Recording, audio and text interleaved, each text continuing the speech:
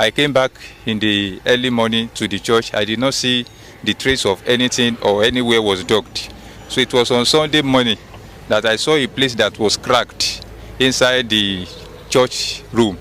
So on getting there, I removed the shovel and I removed the sand at that very place because I was suspicious that something was there, as the ground swelled up on that day. So as I removed the sand, I saw the woman with the white they used to cover her there. Because it was already time to service, I covered it back and I went to the back of the church and dug more ground on the corpse. So I was pondering over it, that how am I going to do it? How am I going to do it? Until when it was Wednesday, I was at the church. When I returned from the school, that was when I saw the police that came to arrest me. I understand that this is an old video, maybe a year ago or more, and some of you might have seen the video already or heard the story. So if you're one of those people who have heard about this story or seen this video already, you can move to other videos on the channel. We have so many interesting videos in the channel that will benefit you a lot. But for those of you who haven't seen the video or haven't heard the story, please watch the video and listen carefully to what some men of God can do or what some preachers can do. I will let you know my take after we watch the video. And please also share your own personal opinion with us in the comment section below, because like always, we love to hear it.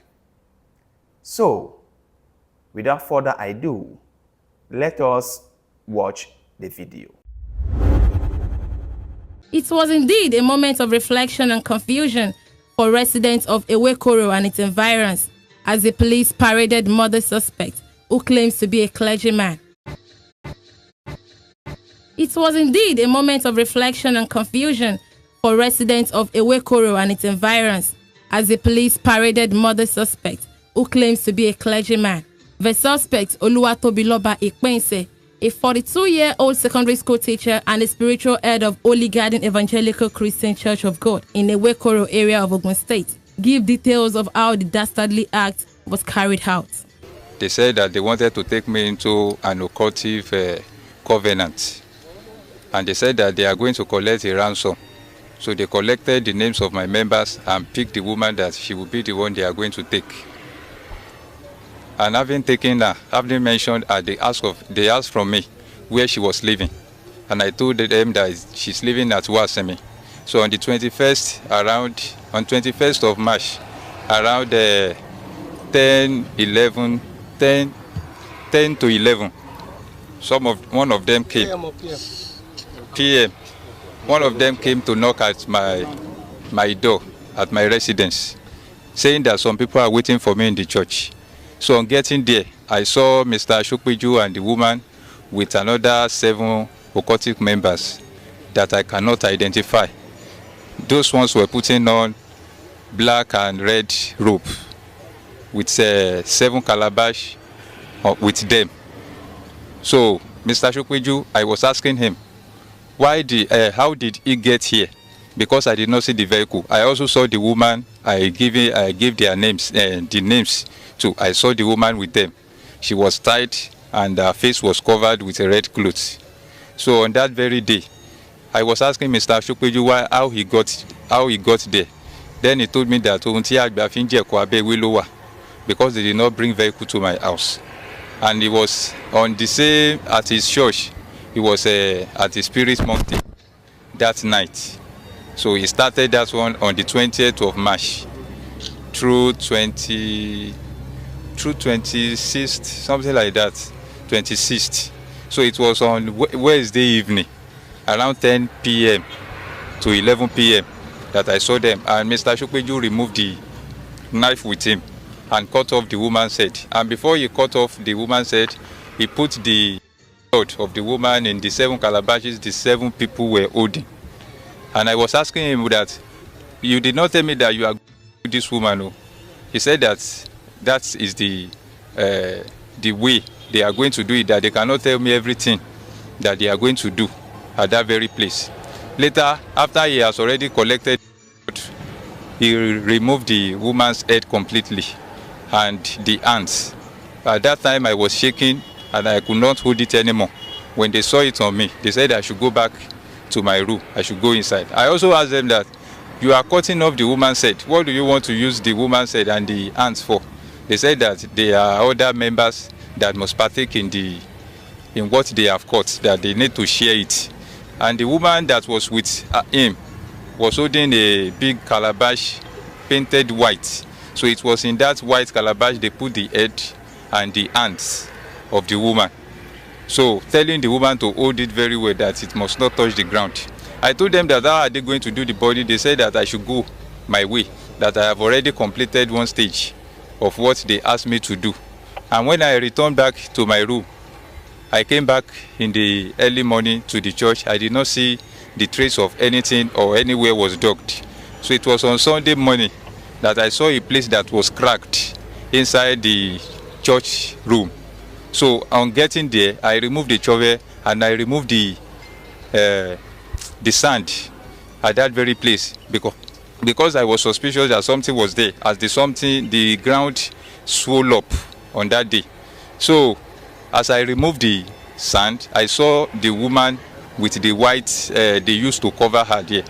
Because it was already time to service, I covered it back and I went to the back of the church and dug more ground on the corpse. So I was pondering over it, that how am I going to do it? How am I going to do it? Until when it was Wednesday, I was at the church. When I returned from the school, that was when I saw the police that came to arrest me. And when they arrested me, I denied at first, but later when they got to my site, they discovered the woman's corpse and I reviewed everything to them. An accomplice, Daniel Shokpeju, the spiritual head of Obaunimajemu Celestial Church in Iyano Egbado, who allegedly cut off the head and hands of the deceased, however denied his involvement in the crime. The Commissioner of Police, Ogun State Command, CP Ahmed Ilyasu, while briefing newsmen, described it as a height of wickedness. This is the height of wickedness that can be meted out to fellow human beings. It will interest you to know that the victim was a secret lover to the pastor who eventually... It has been the resolve of this command, that is this police command, to ensure that perpetrators of this type of heinous crime will never go unpunished. And we have been consistent in doing that. Forensic investigation into the case has commenced, and the case will eventually be charged to court. The culprit will be dealt with accordingly. I hereby appeal to good people of Ogun State to always be watchful of those they associate with and always disclose their movements to at least one person close to them, no matter how confidential the movement is. The deceased, 35-year-old Raleigh Sonny, until our time, was an hairdresser and a divorced mother of 5. Listen, my brothers and sisters, I know for sure that this is just a separate incident and it does not represent the majority of preachers in the continent or in Nigeria. I know that, but we must agree that preachers sometimes do horrible things. We must agree that some men of God are horrible people. We must agree that some men of God, if I may call them so, are not worthy to be called men of God, because their actions and decisions and deeds are just so terrible. We must agree on all this. And also, when you are going or when you are attending any church, any denomination, be very, very careful.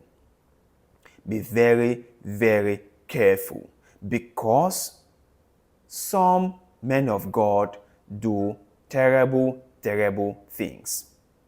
These are just some of the cases that the police are able to uncover. What about those that go unnoticed? What about those that the police had no information about or couldn't uncover? What about those? So you can see what religion has become in Nigeria. You can see how the so-called preachers who claim to be looking out for less privileged people in society, who claim to be a connection between common people and the Heavenly Father, who claim to be serving the interests of ordinary people, at the same time causing harm to them. You see men of God stealing from their members, convincing their members into funding one project or the other. And they don't even care how the members would manage to get whatever they give to them. They don't care. All they care about is getting everything they wanted from their members. Religion in Africa sometimes makes me, come to this place where I believe it hasn't done any good for the majority of the people. Now, it might have been of benefit to a few people who have gathered a lot of wealth from it, or the Enoch Adeboye, or David Oyedepo, or Chris, or Joshua Selman, or Johnson Suleimanu, who have benefited a lot from it. But ask yourself, has it really benefited a huge segment of the population? Ask yourself, has it really been of great benefit to common people? Has it? And let's not be emotional about this. Let's be rational with it, right? How has it benefited people in Africa? How has it benefited people in Nigeria? I mean, a huge segment of the population. How has it? So, I will end here, but before I go, let me just make this clear to you guys. Please, when attending any church or when following any man of God, because I cannot stop you from doing what you want to do. After all, we live in a free society. So you do you. But I can only advise, when following any man of God, be careful. Be really, really careful. Some of these so-called men of God are wolves in sheep clothing. They are very, very dangerous people. Really, really dangerous. And you should be very careful with them. But you guys out there, after hearing what the so-called preacher said, and after the police uncovered all their bad deed, what do you have to say about this? What is your take?